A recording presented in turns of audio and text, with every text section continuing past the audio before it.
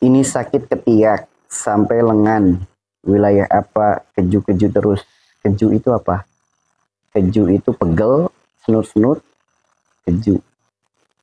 Penyakit yang ada di wilayah ketiak. Ketiak itu antara dua wilayah. Antara wilayah kitab catatan kehidupan dan tergantung ketiak kanan atau ketiak kirinya. Ketiak kanan berarti apa? Adanya masa lalu dengan orang-orang terdekat di mana menjadikan dendam. Ketika sakitnya di ketiak sebelah kiri, ingat ini catatan kehidupan perkara akhirat, kalau ini perkara dunia. Ini hablum minanas, ini hablum minallah. Ketika hablum minallah itu urusannya karena apa? Ingat ada yang urusannya dengan Allah. Misal kita dititipi amanah. Amanah itu dipakai untuk si A. Namun amanah itu tidak kita sampaikan, amanah itu untuk diri kita sendiri. Itu kalau di sebelah kiri. Kalau di sebelah kanan, adanya perjalanan hidup dengan orang-orang dekat, entah itu dengan orang tua, mertua, saudara, keluarga, dan lain sebagainya, ada masalah yang tetap kesumat. Dalam arti kesumat itu tetap ada jengkel yang belum bisa dilepas kepada orang-orang dekat. Karena ini disebutnya alam kitab. Ya, lengan bagian sini, bagian dalam itu alam kitab. Nah, kalau ini kan hablum minanas, ini kitab. Kitabnya manusia itu dilihat di sini. Makanya di sini ada garis. Di sini ada garisnya. Garis ini yang memisahkan garis atas kulitnya agak gelap sedikit, garis ke bawah kulitnya agak putih sedikit. Garis ke atas kulitnya agak tebal, garis ke bawah kulitnya agak tipis. Nah, ini nih yang membedakan di sini. Di sini namanya alam kitab. Biasanya kalau lagi terapi kerik, teman-teman yang udah pernah terapi kerik, ada di sini. Ya, kalau terapi kerik di majelis itu bisa ketahuan. Dalam arti ketahuan tuh bukan ketahuan ya, maksudnya bisa dirasakan seperti apa perjalanan hidupnya. Tuh.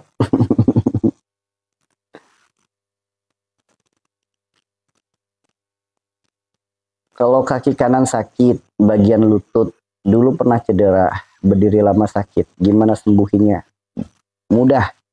Kaki kanan, kaki wilayah di bawah leher, disebutnya wilayah akhirat. Sebelah kanan hablum minanas, perkara akhirat yang berhubungan dengan manusia, yaitu perkara silaturahim. Sok dicek bagaimana hubungannya dengan orang tua, dengan mertua, dengan saudara, mungkin dengan mantan, atau dengan keluarga, orang-orang terdekat.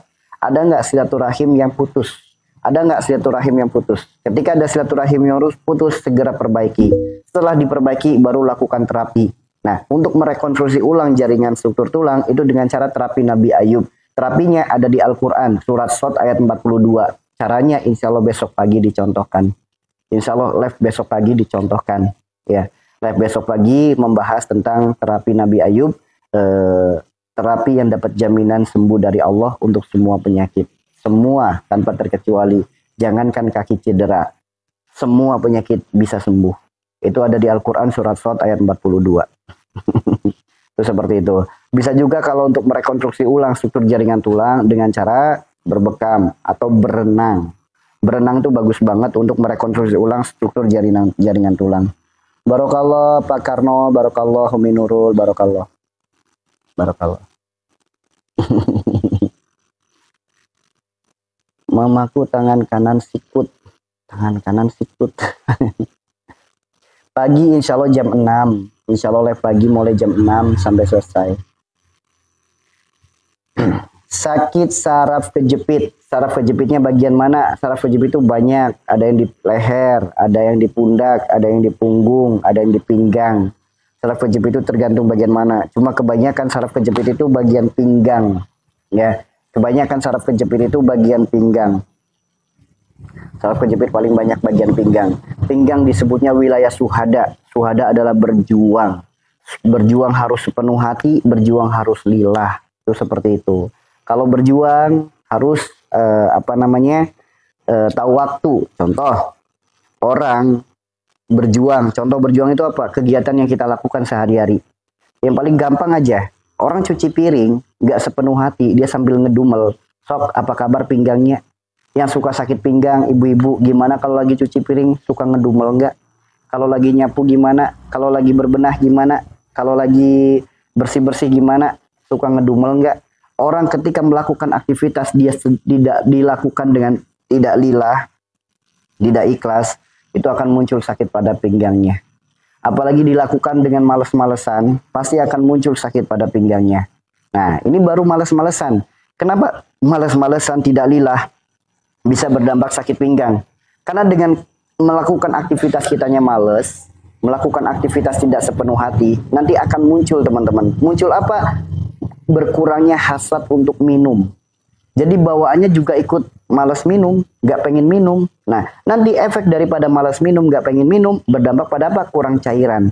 Dari kurang cairan itulah secara medis penyebab daripada sakit pinggang. Itu baru malas-malesan. Yang paling bahayanya lagi, sibuknya perkara dunia melalaikan perkara akhirat. Sibuknya bekerja meninggalkan waktu sholat.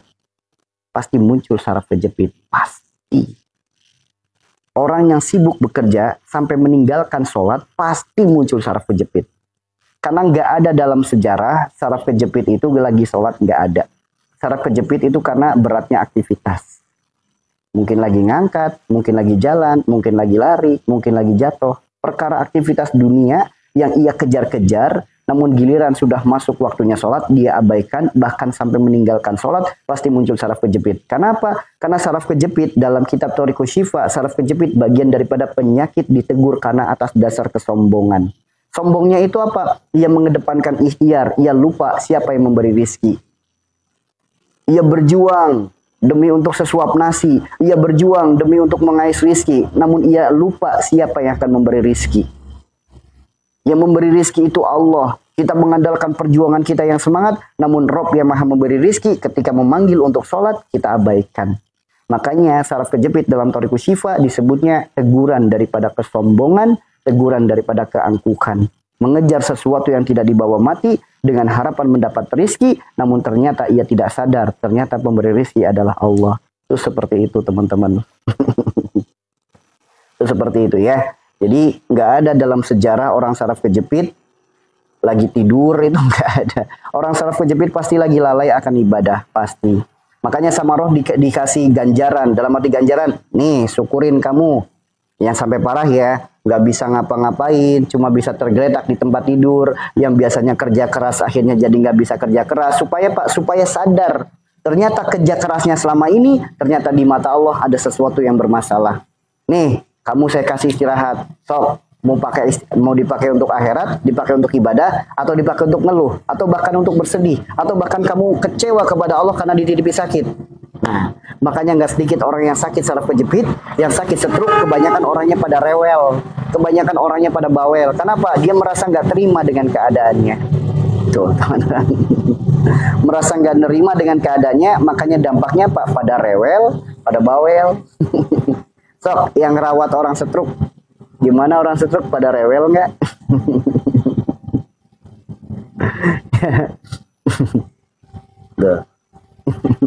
Seperti itu. Jadi tidaklah Allah titipkan penyakit melainkan Allah gugurkan dosa. Gerbangnya sakit itu karena adanya dosa. Ya, gerbangnya dosa karena adanya sifat perilaku perbuatan. Nah, ketika sifat perilaku perbuatannya nggak dirubah, ya nggak bakalan sembuh atuh.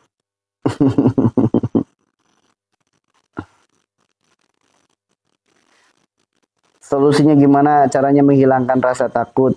Udah lama nggak usah dibuka, nggak usah. Menghilangkan rasa takut itu mudah. Adanya rasa takut karena adanya lemah iman. Karena Allah berfirman, orang beriman tidak ada ketakutan dalam hatinya. Kalau kita dalam hidup ada rasa takut, tanda lemahnya iman. Tuh, makanya apa? Allah berfirman kembali, ingat ya, saya menjawab seperti ini jangan tersinggung. Karena apa yang menjadikan jawaban saya, insya Allah bersandar pada ayat Al-Quran. Tuh, ya. Allah berfirman, ala bidikrillah tatmainul qulub. Hanya dengan mengingat Allah, hati akan jadi tenang. Jadi kalau ada rasa takut, ya karena kita kurang ingat Allah. Itu hukum dalam kehidupan. Ya, hukumnya dalam kehidupan kayak gitu. Sama. Orang misal takut besok didatangi debt collector. Kenapa? Ia merasa belum punya duit, namun ia nggak sadar ada Allah yang maha memberikan pertolongan. Namun ada syaratnya. Apa syaratnya? Wa may yattaqilla yaj'alhu makhraja wa yarzuqhu min haitsu la yahtasib. Dengan tawakal pasti akan diberi jalan pertolongan. Karena dianya nggak tawakal, makanya takut besok jatuh tempo. Tuh teman-teman. Andaikan dengan keimanan ia melakukan tawakal, pasti selesai urusannya. Karena nggak mungkin Allah mengkhianati janji, nggak mungkin.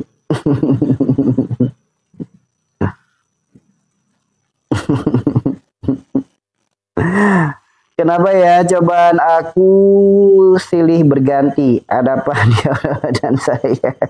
Jangan nyalahin Aura, jangan. Ini kebiasaan tontonan Aura nih yang bikin merusak akidah nih.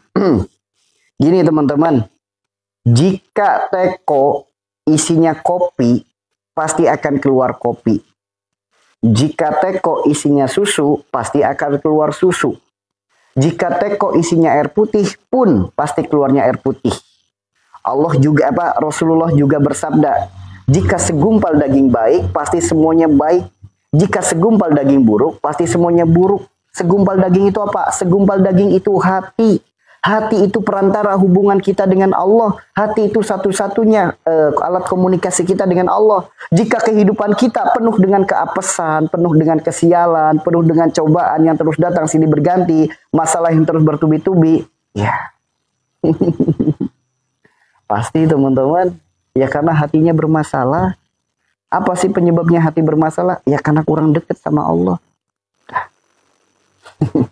Jadi masalah itu bisa tapi harusnya bersyukur. Adanya masalah tanda Allah masih sayang. Andaikan satu sama Allah jauh, nggak pernah ingat dengan Allah, namun hidupnya berkelimpahan, tetap sehat, rumah tangganya rukun, itu justru harus hati-hati. Itu namanya istidraj. Kata Allah teh, silakan cari Tuhan selain aku, silakan keluar dari kolong langit tuh. Itu seperti itu. Jadi teman-teman jangan percaya ya sama, wah aura kamu gelap nih, sini dibuka auranya biar hidup kamu enak. Jangan percaya dengan gitu-gituan. Jangan percaya. Ya itu adalah pembodohan. Harusnya kita tuh berpikir seperti negara sebelah. Ketika hidup lagi penuh dengan masalah, mereka berpikir bagaimana cara keluar terbaik. Ya, bukan malah datang ke orang pintar membuka aura. Bagaimana mungkin SDM kita akan naik seperti negara-negara lain? SDM kita tetap rendah. Kenapa? Orang lagi sulit, yang dipikirkan prasangka buruk, gara-gara aura buruk dan lain sebagainya. Orang tetangga sebelah ketika lagi sulit, mereka berpikir bagaimana caranya bisa keluar dari masalah ini. Lah, orang-orang kita ada masalah, prasangka buruk, ada santet, sihir guna-guna, cek kodam, cek aura. Gimana SDM-nya mau naik? Kita hanya senantiasa dijejeli tontonan-tontonan yang membodohkan. Ya, jangan percaya-percaya yang kayak begituan. Ingat, aura itu adalah sesuatu energi yang terpancar dari kekuatan yang ada dari kekuatan dari hati. Jadi energi yang keluar itu gambaran dari hati. Karena Rasulullah sudah bersabda, jika segumpal daging baik pasti baik. Jika kehidupan kita banyak masalah karena hati kita rusak, hati kita berpenyakit, hati kita kotor. Makanya ayo belajarlah dalam menata hati. Yakinlah barang siapa yang menata hatinya, Allah akan tata kehidupannya. Barang siapa yang memperbaiki dirinya, Allah akan perbaiki semuanya. Sesederhana itu. Betul, insya Allah. Ya, jadi seperti itu ya. Jadi ini kadang jam segini tuh tontonannya paling banyak cek kodam, cek aura. Si Fulan, kamu ada kodam rawa rontek, dah. Untuk apa sih kayak gitu? Bukankah ulama-ulama kita terdahulu sudah ngewanti-wanti, bahkan jadi doa, bahkan jadi hukum, cerdaskan kehidupan bangsa. Dan oleh sebab itu, maka penjajahan di atas dunia harus dihapuskan. Karena tidak berperi kemanusiaan dan tidak berperi keadilan. Jangan sampai dijajah oleh pedagang obat. Jangan sampai dijajah oleh oknum pedagang agama. Apalagi dijajah oleh uskun-uskun. Jangan atuh dah. Dijajah sama uskun. Dijajah sama orang pinter. Mau-mau baik. Dah. Gimana SDM-nya mau naik? Sakit dikit. Cek kodam. Cek aura. Santet sihir guna-guna. Ada masalah dikit, cek kodam, cek aura, santet, sihir, guna-guna. Warung lagi sepi, pikirannya buruk. Warung bersepi, berpola pikir positif. Berpola pikir positif, makanya sebelum berbisnis, tahu ilmunya. Tahu namanya strategi market. Ketika lagi mengalami kesulitan, apa yang harus dipelajari. Lakukan perubahan, mungkin dengan ide, dengan dipasangi sesuatu apa, supaya tertarik. Dah. Ini warung lagi sepi, cek kodam, cek aura. Gimana mau berkembang? Negara sebelah, warung sepi, usaha sepi. Mereka berpikir, berinovasi. Gimana caranya supaya rame? Ini warung sepi, cek kodam. Warung sepi, cek kodam. Dah. dari dulu kenapa sih nggak berubah-berubah kebodohannya bagi orang-orang yang suka percaya kayak begitu-begituan?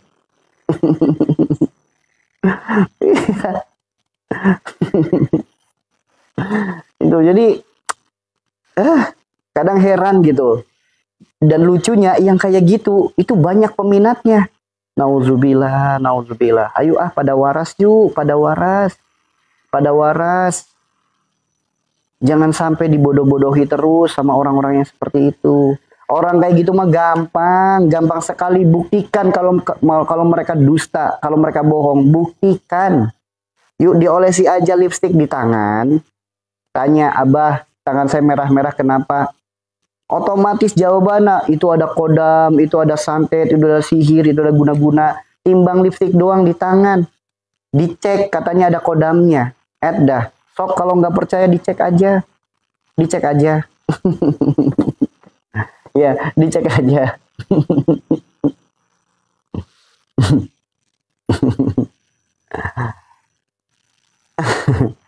Bagaimana caranya agar anak berbakti, taat kepada orang tua? Kembali ya, buah jatuh tidak jauh dari pohonnya. Ketika anak kita seperti itu, boleh jadi ada peranan diri kita yang mungkin apa yang kita dapat, apa yang kita peroleh, mungkin ada sedikit yang kurang berkah. Atau mungkin kitanya sebagai orang tua kurang dalam meriadoh. Contoh, seorang ibu ketika lagi nyuci beras, sok atuh udah didoain berasnya. Ya Allah, hamba mohon kepadamu, jadikan beras yang hamba cucikan, engkau jadikan beras yang bersih, sehingga engkau bersihkan pula segala penyakit, segala sifat buruk yang ada dalam keluarga dan anak keturunan hamba. Kalau lagi masak, doain masakannya. Ya Allah, hamba mohon kepadamu, jadikan setiap makanan yang hamba masak, engkau jadikan makanan yang nikmat. Jadikan nikmatnya makanan ini bertambahnya cinta dan kasih sayang pada keluarga kami. Itu pada keluarga hamba. Jadikan pula ya Allah nikmatnya makanan ini engkau jadikan sifat-sifat yang baik untuk mereka. Lagi nyuci baju, doain bajunya. Lagi nyapu rumah, doain rumahnya. Lakukan hal-hal kecil akan menjadi perubahan yang besar. Dari setiap masakan yang dimasak didoain. Udah otomatis makanan itu dimakan oleh anak pelan-pelan. Buah daripada doa itu, istiqomah itu pasti akan membawa perubahan. Pasti teman-teman. Karena Allah tidak akan mengkhianati hambanya yang berdoa kepadanya. Silakan. Silakan. Amin. Jadi seperti itu. Jadi biar anak kita menjadi anak yang taat, anak yang soleh dan solihah. Ayo kita sebagai orang tua boleh jadi dulu kita investasinya ketika kita berhubungan dengan pasangan kita, saat itu sifat kita lagi nggak baik ke orang tua kita. Nah makanya sifat yang nggak baik itu kemudian terpancar jadi air mani, terjadilah anak yang seperti itu. Jangan disalahkan anaknya, kita lebih kepada apa? Lebih ke kitanya, kuatin, kencengin riadohnya. Sesekali coba anaknya lagi tiduran, kita datengin. Nah, mama pengen ngomong bentar aja, 10 menit aja. Nanti kalau kamu main HP-nya udah selesai, kamu WA-nya udah selesai, kabarin mama ya, mama pengen ngomong. Sok sekali-kali ngobrol dari hati ke hati. Ternyata anaknya masih malas-malasan, dia lagi tidurin. Maksudnya tidur di sebelahnya. Nah, mama pengen ngobrol bentar aja. Kamu ada waktu enggak? Coba sekali-kali pakai hati ngobrolnya. Nah, pasti anak akan tersentuh. Iya, Ma, kenapa? Mama tambah usia, semakin kesini usia makin berkurang. Gak ada sesuatu apapun yang Mama harapkan. Yang Mama harapkan hanya satu, doa anak yang soleh. Karena satu, ilmu Mama gak punya. Kedua, amal Mama masih kurang. Namun harapan yang paling Mama inginkan, Mama memiliki anak yang mendoakan Mama ketika di akhirat nanti. Tolong ya nak, main boleh, namun jangan sampai meninggalkan ibadah. Sok pelan-pelan dinasehatin kayak gitu, pasti terketuk hatinya. Batu yang keras saja terkena air hujan bisa berubah. Apalagi hati yang dari sononya udah lembut, masa iya dengan bahasa lembut masa nggak berubah? Yuk teman-teman, coba dari hati ke hati ngomong yang baik. Nah, Mama Udah nggak ada lagi yang diharapkan. Harapan mama cuma satu, mama pengen didoain sama anak. Tuh, ngobrol dari hati, pasti kesentuh hatinya. Namun kalau tiduran mulu, udah nggak akan berdampak baik. Yang ada menjadi anak yang melawan. Tuh teman-teman, coba sekali-kali dinasehati dari hati, ngobrolnya dari hati. Enak teman-teman, enak. Sok dipraktekin. Ya, sekali-kali anak lagi tidur, datengin ke kamarnya. Ya, datengin ke kamarnya, pakein selimut. Meskipun udah gede nggak apa-apa, ciup keningnya, dikecup keningnya. Udah. Anak tetap anak, meskipun usianya udah gede, tetap aja anak. Sok sekali-kali dari hati ke hati disampaikan. Pasti berubah anaknya. Pasti berubah. Karena apa ya? Ini kisah nyata ya teman-teman ya. Ada anak muda di mana anak ini kurang kasih sayang dari orang tuanya. Sehingga melatih dirinya untuk hidup mandiri. Namun hidup mandirinya ketika dia merantau, dia seperti balas dendam. Karena dulu zamannya kecil, nggak pernah pengen ini, nggak pernah dikasih, pengen itu nggak pernah dikasih. Makanya begitu beliau merantau, dapat gaji, itu pengen apa aja dibeli. Pengen apa aja dibeli. Nah, ada suatu ketika di mana ibunya sakit. Ibunya sakit, anaknya masih sulit untuk sholat. Masih sholat untuk sulit. Ibunya sakit. Nah, ibu sakit. Ibu harus dirawat di rumah sakit. Nah, ini anaknya nih, karena merasa udah punya duit, merasa punya penghasilan. Yaudah mak, langsung aja. Jangan di kelas umum. Langsung aja di kelas 1, kalau nggak di VIP. Gitu. Nah, karena waktu itu alhamdulillah di kelas 1 kalau nggak salah. Sampai ibunya itu keluar dari rumah sakit. Anaknya cuti. Nah, begitu keluar dari rumah sakit, anaknya tidur. Anaknya tidur, sebelum tidur dapat nasihat dari orang tua. Nah, yang ibu harapkan cuma satu, ya. Ibu pengen didoain sama anaknya. Anaknya masih acuh, dengar bahasa kayak gitu dari orang tua, anaknya masih acuh. Namun singkat cerita, anaknya tidur, nah di saat tidur jam 2 kebangun. Kebangunnya jam 2 karena apa? Karena kaget. Ternyata ibunya di sampingnya megangin baskom karena gentengnya bocor. Karena gentengnya bocor. Padahal ibunya baru keluar dari rumah sakit. Ibunya baru keluar dari rumah sakit. Namun apa? Bela-belain duduk sambil tiduran megangin baskom karena takut anaknya kena air yang bocor itu. Ini kisah nyata teman-teman. Sehingga kaget kebangun, melihat ibunya posisi lagi nahan ngantuk kayak gini sambil megangin baskom. Dia langsung peluk ibunya. Dia langsung peluk ibunya. Dia langsung ingat dengan janji ingat dengan nasihatnya. Ibu hanya butuh pengen didoakan oleh anaknya. Nah, ternyata anaknya karena melihat kondisi itu, anaknya langsung buru-buru karena bangun jam 2 langsung segera sholat tahajud. Anaknya bertobat, kemudian anaknya minta kepada Allah agar dijadikan anak yang berbakti kepada orang tuanya. Ini kisah nyata teman-teman. Nah, ternyata bukan hanya itu. Karena ia merasa terpukul sekali. Merasa sedih sekali. Di mana sedihnya ibunya baru keluar dari rumah sakit. Anaknya lagi tidur, bocor dipegangin baskom kayak gini teman-teman. Lalu ia berdoa sama Allah, ya Allah, berilah hamba rizki ya Allah. Bukalah hamba pintu rizkimu untuk hamba bisa membangunkan rumah untuk ibu hamba.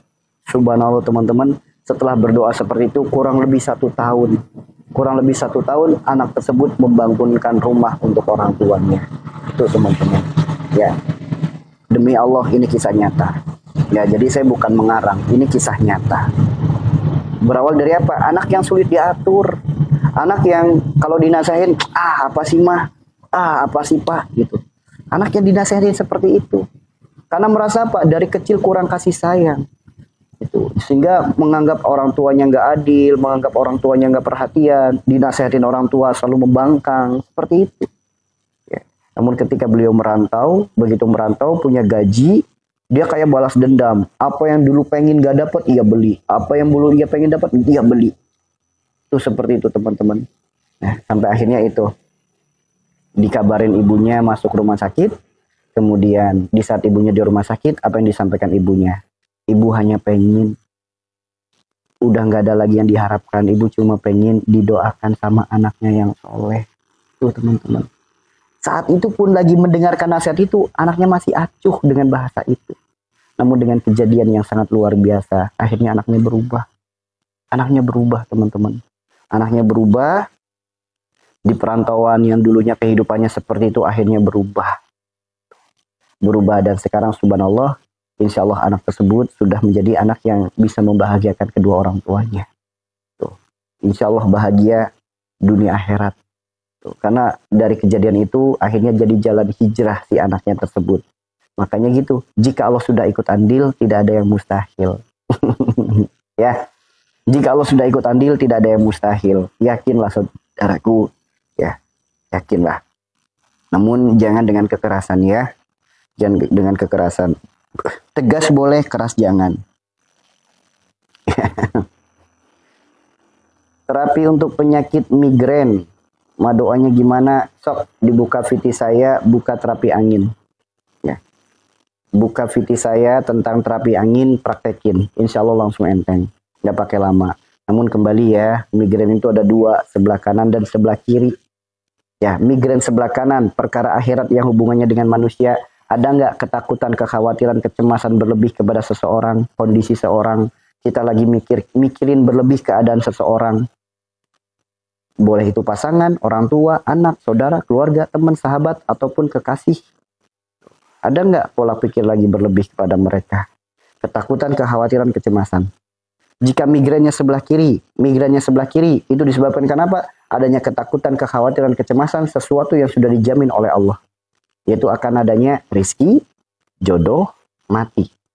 Dia ketakutan berlebih akan rizki. Besok uang dari mana? Besok harus makan pakai apa? Nah, bisa muncul migrain sebelah kiri. Atau mungkin perkara jodoh. Yang jodoh seakan-akan seperti hilal yang tak kunjung datang gitu. Itu kepikiran perkara jodoh pun sama. Bisa muncul migrain sebelah kiri.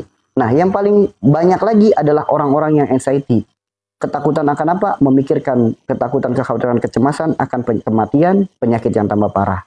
Makanya muncul migrain sebelah kiri. Orang yang anxiety, banyak nggak yang migrain sebelah kiri? Banyak kan? Tuh ya. Pinggang saya kalau duduk lama agak sakit. Kalau bangun terapinya gimana? Untuk terkait perkara pinggang, sok buka DVD saya terapi duduk. Kalau enggak teman-teman pakai guling, taruh di pinggang, tiduran terlentang tangannya gini. Sok tiduran terlentang, jangan di kasur, di lantai, pinggangnya dikasih guling, tangannya gini ke atas. Taruh gulingnya di mana? Tempat kita pakai celana. Tempat kita pakai celana. Amin, amin, amin, amin. Amin. Amin. Bulia Yuliawati. Amin. Amin. Amin. Amin. Itu seperti itu ya teman-teman ya. Jadi yang pada intinya sebetulnya mudah loh teman-teman. Segala sesuatu yang penting kita ingat aja dengan buku pedoman kita. Pasti di situ ada solusinya.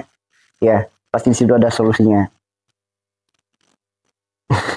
Komen udah paling atas, nggak bisa ke-scroll ke bawah, sok ditulis lagi aja. Yang komen banyak teman-teman, ya, yang komen banyak, mata saya cuma sepasang, jadi nggak semuanya bisa kebaca.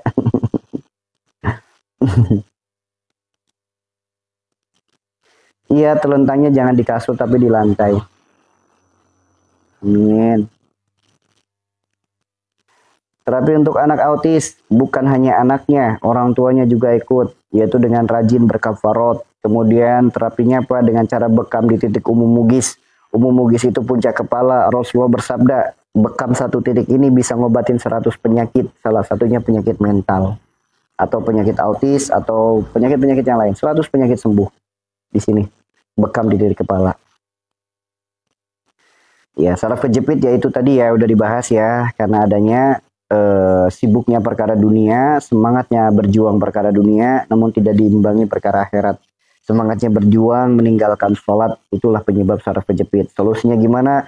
Tingkatkan ketaatan, tingkatkan ketakwaan. Bahkan kalau sujudnya benar saja, saraf kejepit bisa sembuh.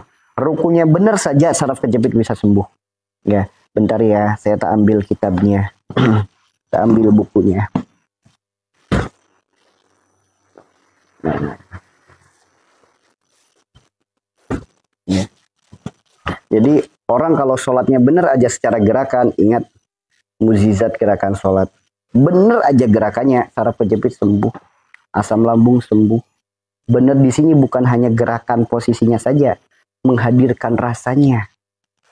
Ya, menghadirkan rasanya. Ketika sujud, ya sujud bener-bener sujud. Jangan lagi ada sifat sombong, jangan lagi ada sifat angkuh, keras kepala, pasrah, menyerah.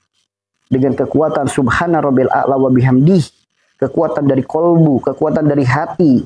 Kolbu, hati disebut jantung, jantung memompa darah dengan kekuatan subhana rabbil a'la wa bihamdi, maka setiap darah yang terpompa oleh jantung membawa sinyal zikir, sehingga darah itu mengalir kepada sistem saraf otak, mengalir kepada organ tubuh, mengalir kepada sel-sel tulang, sendi, syaraf dan semuanya, jadi lantaran sembuh. Itu teman-teman. Kadang-terkadang kita itu gini, ketika lagi sakit, bingung obatnya, bingung ikhtiarnya. Kenapa? Karena nggak meyakini bahwa Allah maha segala-galanya. Andaikan ada kesadaran Allah maha segala-galanya, insya Allah segala penyakit-penyakit kita mudah mengatasinya. Karena kita nggak yakin dengan Tuhan sendiri. Banyak di antara kita yang nggak yakin dengan Tuhan kita sendiri. Sehingga ketika lagi sakit hanya sibuk ikhtiar ke sana kemari. Kepada Tuhannya sendiri nggak didekati. Nah itu, kebanyakan kita salahnya di situ, kurang tepat.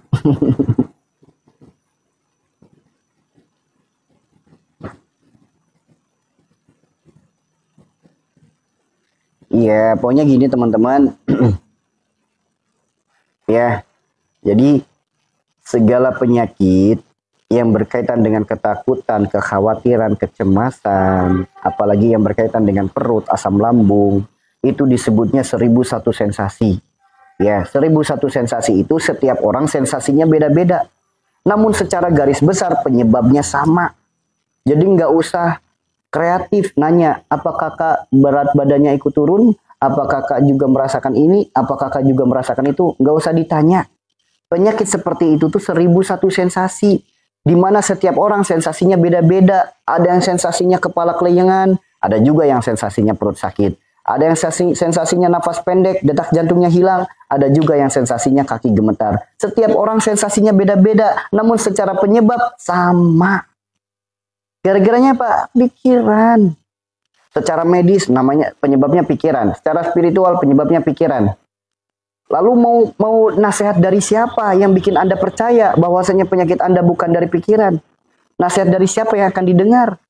Di dalam Al-Quran udah disebutkan kisah Nabi Ayub, kisah Nabi Yunus alaihi salam. Udah disebutkan kisahnya. Yuk, ketakutan, kekhawatiran, kecemasan. Akhirnya Pak masuk ke dalam perut ikan. Sok yang lagi ngalamin penyakit ini. Muncul nggak dalam pikirannya ketakutan, kekhawatiran, kecemasan, dihantui rasa takut mati, merasa putus asa, penyakit yang nggak sembuh-sembuh. Muncul seperti itu kan? Udah dikasih tahu dalam Al-Quran, solusinya apa? Nabi Yunus beristighfar, istighfarnya diabadikan dalam Al-Quran. La ilaha illa anta subhanaka inni kuntu minaz zalimin. Memohon ampun karena zolim pada diri sendiri. Sadar. Kenapa? Orang banyak pikiran, banyak ketakutan, banyak kekhawatiran, banyak kecemasan. Makan tidak enak, tidur tidak nyenyak, makan jadi tidak teratur, badan jadi berat badan jadi turun, organ tubuh yang lain jadi ikut kena penyakit juga. Namun ketika dibawa ke rumah sakit nggak ada diagnosanya. Kan udah dikasih tahu di Al-Quran. Bahkan Allah menyebutnya dalam Al-Quran surat Al-Anbiya 8788 disebutkan, semakin banyak mengeluh semakin ditambah kesulitan. Masih aja ngeluh dibela-belain, masih aja beralibi. Ketika mendapat nasihat apa coba? Ngomong mah gampang, soalnya kamu nggak ngerasain apa yang aku rasakan. Ya kan? Ngomong mah gampang, soalnya kamu nggak ngerasain apa yang aku rasakan. Nggak ada di dunia ini yang penyakitnya lebih parah dari saya. Nggak ada yang memiliki masalah seperti saya, yang terus datang silih berganti, ujian yang terus bertubi-tubi. Lah, nggak ada yang seperti saya, nggak ada yang seterpuruk saya. Gitu kan munculnya. Padahal udah dibuktikan dari ayat, dari hadis, secara medis, udah dijelasin. Masih aja bingung, nanya lagi. Tuh, kenapa? Dalam kitab Thariqus Syifa disebutnya apa? Tabiatnya lalat, ngeyel orangnya. Dikasih tahu bunga lebih wangi daripada sampah, tetap aja milih sampah. Udah dikasih tahu solusinya, nasihatnya, petunjuknya, tetap aja ngeyel.